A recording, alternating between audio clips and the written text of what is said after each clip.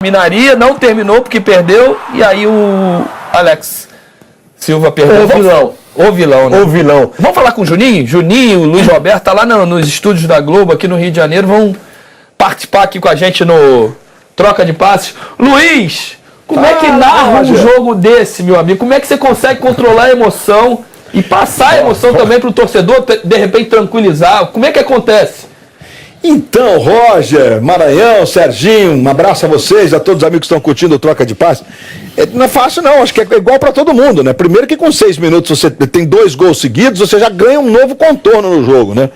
É muito difícil, você tem que tentar retratar o que está acontecendo, o que está passando ali. Tem um sentimento, nós todos sabemos que o jogo tem um sentimento. Me atrevo até a dizer que tem mais de 10 minutos. Não sei não se o Jorge Wilson não faria mais um gol. Mas eu estou aqui com 2 convidados ilustres para o Troca de Passe. Fala, Juninho, tudo bem? Boa noite, Roger, Serginho, Thiago. Um abraço para vocês. Foi um jogo difícil, sim, porque além de ter um time muito jovem, eu acho que o time fez 10 gols nos 3 primeiros jogos da Libertadores da Pré. Eu acho que teve aquele relaxamento um pouco de início. A gente conversava como que se ataca um jogo como esse, que você tem 4-0.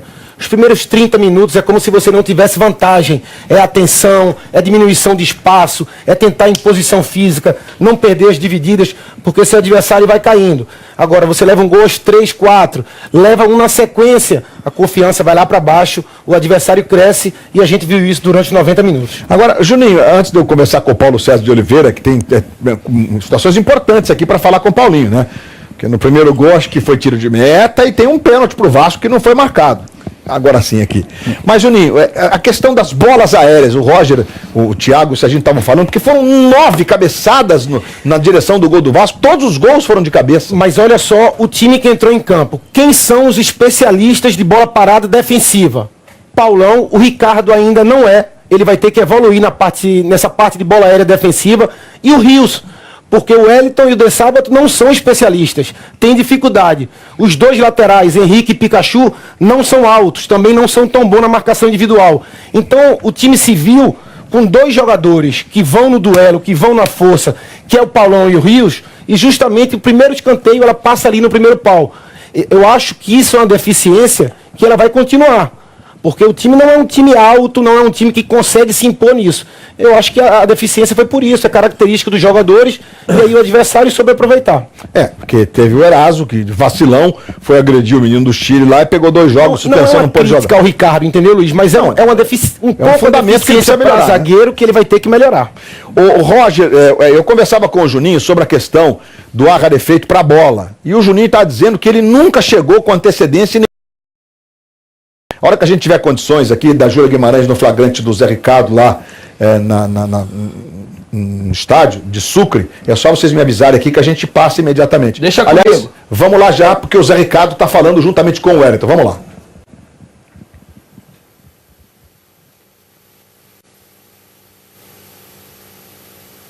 Está acontecendo. Acho que no segundo tempo equilibramos um pouco a partida, mas mesmo assim o Inter não conseguiu chegar ao 4º gol. Então, isso é Libertadores, eram 2 jogos e o mais importante é que nós conseguimos passar para a fase de grupos, o nosso grande desejo.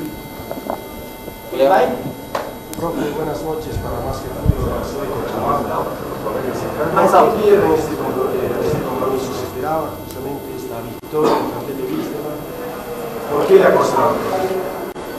Eu acho que o professor Álvaro Penha fez um grande trabalho na semana, montou uma equipe taticamente muito bem organizada hoje, trabalhou com bolas verticais em cima do Serginho e 2 atacantes de área preenchendo sempre o centro da grande área, com os homens que vindo de trás. É lógico que jogar na altitude não é fácil, há uma adaptação natural do jogador que nunca jogou, tínhamos muitos meninos que jogaram pela primeira vez em altitude, e como eu lhe falei, 2 gols em 7 minutos geralmente desequilibra qualquer equipe, seja ela experiente ou não, e foi o que aconteceu. Mas acredito que a gente tem o mérito de, dentro da chave, conseguir a classificação, mesmo que tenha sido nos pênaltis, numa grande noite do Martin Silva. Quem vai? Profe, buenas noches. ¿Cómo le va? Estamos personalistas desde la ciudad de La Paz. El equipo ha tenido muchas falencias. ¿Cómo se analiza ahora cómo se va a jugar los siguientes partidos de Copa Libertadores? viendo que los rivales son muy difíciles de Argentina, Brasil y de Chile? Seguro, teremos dificuldade. Hoje foi uma prova disso. Até então não tínhamos sofrido os gols, mas a Libertadores era difícil desde o seu início e vai continuar sendo. Logicamente que a experiência de hoje vai trazer muitos ensinamentos para a gente e certamente a gente não vai repetir os erros que cometemos hoje. Profe, perdón, cortita.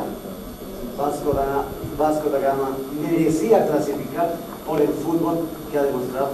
Sim, nos 4 jogos que fez, eu acredito que pelo montante do jogo, acredito que a gente mereceu a classificação. Quem vai? Diante de uma classificação tão dramática, pode tirar de bom assim, ser melhor na fase do Hélio também, poder responder? Bom, confesso que hoje foi um dos dias, profissionalmente falando, mais difícil de se trabalhar, porque 2 gols tiraram o nosso equilíbrio, a nossa equipe não conseguiu se encontrar, a equipe do Luiz também imprimiu um ritmo muito alto e isso desgastou a nossa equipe, que já tinha dificuldades da altitude, e logicamente que o placar, passando a 3-0 no primeiro tempo, cria uma certa incerteza no vestiário, mas a gente conseguiu voltar um pouco mais equilibrado e o último gol até me parece um pouco fora de jogo, mas o Wilson mereceu o resultado, mereceu muito bem o resultado. E nos pênaltis tivemos a capacidade, e principalmente o Martin Silva, numa noite muito feliz, de conseguir a classificação. O importante era a classificação. Viemos aqui para classificar para a fase de grupos e o objetivo foi alcançado. Una pregunta para Wellington.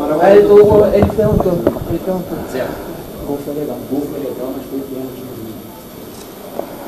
Olha, boa noite a todos. Acredito que eles fizeram uma partida muito boa taticamente. Sabemos da dificuldade que íamos encontrar aqui, pela velocidade da bola, pela altitude. Isso não é desculpa, mas o importante é que conseguimos coroar o que fizemos no ano passado, com muita luta, com tudo que aconteceu. Eu estou muito feliz de ter renovado com o Vasco, de estar aqui, de estar numa fase de grupo de vez agora na Libertadores. Então agora é bola para frente e olhar para frente. Wellington, ¿considera que subestimaron a Wilstermann por lo ocurrido allá también en Brasil, por esa goleada de 4-0? Não.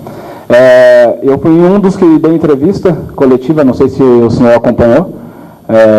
Falei também pela televisão brasileira que não estava nada ganho, que tinha 90 minutos, sabíamos da dificuldade que ia encontrar e foi provado hoje, né? Não é porque você tem um resultado amplo que definiu, né? Então, acredito que definiu depois que o Martim teve uma noite espetacular e nos ajudou. Vai? Vai ser. Por acaso o Vasco voltar a jogar na altitude, será que vai ser muito diferente já essa experiência de jogo? Olha, jogamos na altitude e estamos classificados. Eu olho e tiro sempre o lado positivo das coisas. Claro que a gente não pode deixar de olhar os nossos erros, temos que olhar, vamos olhar e corrigir, para que se tiver que voltar na altitude, para a gente possa sair vencedor de novo. Vai? Foi? Terminou? Boa noite, valeu. Tá aí a entrevista coletiva tanto do Zé quanto do Wellington. O Wellington foi o último jogador a marcar uma o pênalti, autocrítica ali por parte do Zé. Entrevista constrangida, né? De quem não tem explicação, né? Não, podia ter sido uma avaliação um pouco mais realista do que foi a partida, né? Foi muito... Como você citou no início do programa, um pênalti a favor do Vasco, a gente tem um PC, vamos aproveitar o PC, lógico, né? Lá no estúdio, com o Luiz Roberto, com o Juninho. Luiz, a gente vai colocar no ar aí o pênalti a favor do Vasco, ou um possível pênalti que não foi marcado. O PC pode dar a opinião dele aí, a gente já sabe que assistiu. Coloca o PC no nosso papo aí, por favor. É só cortar para aquela câmera ali que a gente tem o PC, para aquela ali, o pessoal escolhe aqui. PC tá na área, mas olha, eu queria só destacar que no fim do jogo, de uma forma não tão constrangedora, porque a entrevista coletiva, eu acho que o Zé Ricardo, né, e o Hélio estavam dando, o Vasco conseguiu o objetivo. Não importa como foi, mas o Iago Pikachu disse o seguinte: nós vamos procurar muitas respostas a partir de hoje, porque não é admissível o jogo que nós fizemos aqui. O Pikachu foi muito consciente, né, Juninho? No que ele disse no fim do jogo. Né? O que eles vão levar, traz para o Brasil a classificação. Mas um 4-0 como esse, da maneira que foi, antes da fase de grupo, tem que assumir que não foi legal e que isso não pode se repetir. Mas claro que depois de um jogo como esse, não vai ninguém ficar chorando uma classificação, lamentando agora. Mas vai ser consertado com certeza, Luiz. Perfeito. Bom, Rocha, se você quiser rodar o lance do pênalti em cima do Rildo, aperta o play aí, Roger, aqui para entrar na conversa. Fala, PC. Beleza, Luiz. PC. Boa noite, Roger. Boa noite a todos aí no estúdio. Nós falamos a respeito desse lance aí durante o jogo. Olha só, a entrada do Centeno em cima do Rildo. A falta foi cometida exatamente em cima da linha da área. E como a linha, né, faz parte da área, o árbitro deveria ter marcado o pênalti. Muito claro que é em cima da linha. Muito clara lá. A entrada, só fazendo a correção, foi o Chaves, né? O jogador atacante da equipe do Wilstermann, que comete no pé esquerdo ali do Rildo, em cima da linha. E esse tipo de lance precisa da ajuda. Esse tipo de lance precisa da ajuda do árbitro assistente, porque ele pode ajudar. O Roldan ele está próximo, até buscando o melhor ângulo, mas esse tipo de jogada aí o árbitro assistente pode ajudar e definir, correr para o fundo e passar a informação. Um erro grave com interferência direta no resultado do jogo aí. O árbitro assistente ele não está posicionado aí na linha do pênalti, porque tinha um jogador exatamente o último homem do Jorge Wilson, na linha do pênalti. Como é que ele iria ter a certeza que o pênalti foi em cima da linha, ou dar essa certeza ao árbitro? Quando é uma jogada de contra-ataque rápido, que o assistente está na linha do penúltimo defensor e pode passar essa informação, ok. Aí realmente ele está um pouco distante, ele está no posicionamento ali, pegando o penúltimo defensor. Mas tem que buscar assim, um posicionamento, se deslocar um pouquinho para tentar ajudar, porque era uma bola que estava saindo da área, ele poderia ter buscado o melhor ângulo de visão ali para poder ajudar o Roldan nessa jogada. E o Roldan, inclusive, não deu tiro de meta no lance do primeiro gol, quer dizer, teve o escanteio, você diria que ele teve interferência mesmo direta no resultado do jogo. Interferência direta no resultado do jogo. Chamamos a atenção aqui na nossa transmissão. O primeiro gol do Wilson, uma dividida do Paulão, olha só. Ele chega dividindo com o Serginho e o Juninho até chamou a atenção sobre a trajetória da bola, né? Porque o Paulão dá um carrinho, essa bola teria ali uma trajetória na diagonal, ali, né, em direção à linha de fundo, ao mastro da bandeira. Olha só, ela pega a trajetória ali do corpo do Serginho, o Roldan um pouco distante, não conseguiu interferir, né, um erro de origem, como a gente fala, né, na origem da jogada houve um erro, e aí na sequência o Wilson abate o escanteio rapidamente e faz o gol. 2 erros importantes aí cometidos pelo Roldan. Em compensação, na expulsão do Galhardo e cartão amarelo pro boliviano, aí foi tudo direito, né? Isso, inclusive a interpretação do pessoal do estúdio, que seria de amarelo pros dois, a gente respeita, mas o jogador não pode correr esse risco e ficar à mercê da interpretação do árbitro, né? Como ele usou a bola ali e jogou no adversário, é considerado uma conduta violenta e na minha interpretação o cartão vermelho foi aplicado corretamente. Eu disse boliviano, mas é brasileiro, né, Roger e amigos? O Serginho, né? O Serginho joga a bola meio pro alto e o Thiago Galhardo devolve com força.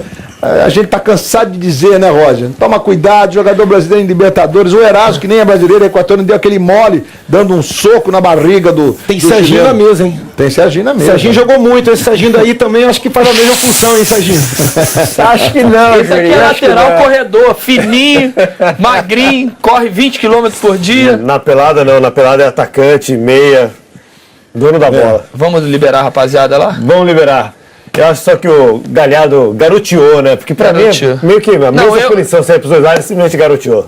Pra mim, eu achei que o Thiago devia ser expulso também. A gente estava conversando isso antes do programa. Luiz, Juninho, PC, sempre bom ter vocês aqui com a gente, né? Engrandece o nosso programa.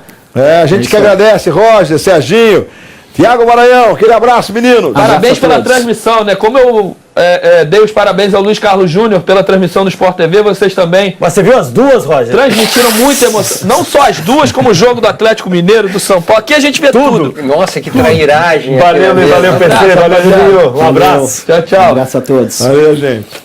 Falando em jogos ao mesmo tempo, você estava de olho também na final da Recopa? No Grêmio, é lógico. Só acho que eu ia abandonar o Grêmio.